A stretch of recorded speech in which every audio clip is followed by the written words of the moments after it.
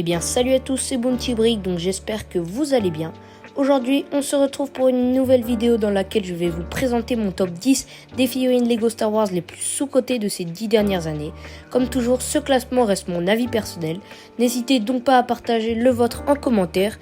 Si vous n'êtes pas d'accord ou si vous pensez que certaines figurines mériteraient d'être dans le classement, on pourra en discuter ensemble dans le respect bien sûr. Donc sans plus attendre, c'est parti pour vous présenter mon top 10 des figurines Lego Star Wars les plus sous-cotées de ces 10 dernières années. Avant de commencer, je voulais vous dire que je n'ai pas certaines figurines de mon top 10, mais c'est pas grave, sans plus attendre, c'est parti. À la 10e position, on va retrouver le droïde Wu Yang, donc c'est un droïde qui a vraiment été très bien réalisé de la part de Lego, et pour moi il mérite largement sa place de 10e, parce que ce droïde est absolument parfait pour moi. En numéro 9, nous avons la figurine de Echo. C'est peut-être un coup de cœur, mais je trouve que son design se démarque vraiment des autres clones. Et pour moi, la figurine pourrait faire partie des meilleurs clones Lego Star Wars.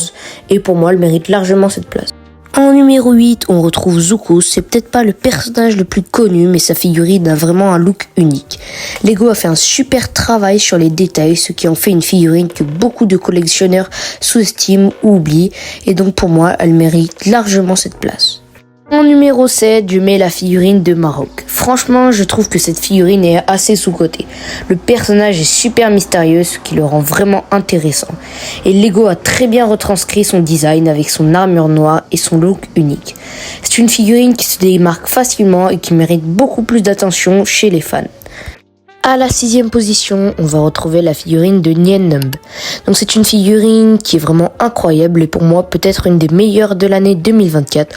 Le moule de sa tête est vraiment incroyable et pour moi cette figurine mérite largement ce top. À la 5e position, on retrouve la figurine de l'Imperial Super Commando.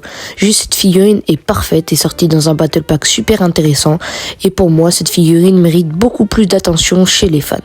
En numéro 5, et là ça a vraiment été difficile, je mets Bo-Katan Kryze. C'est une figurine que je trouve vraiment sous-estimée. Son armure est super réussie, avec plein de détails, et Lego a vraiment bien retranscrit son apparence. Pour moi, c'est clairement l'une des meilleures figurines mandaloriennes de ces dernières années. À la 3e position, on va avoir...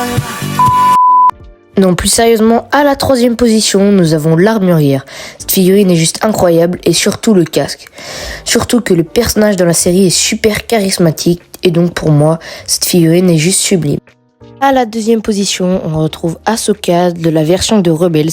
C'est peut-être pour moi la plus belle figurine jamais sortie par Lego, et c'est pour ça que j'aimerais tant la voir, et pour moi, elle mérite largement cette 2e position.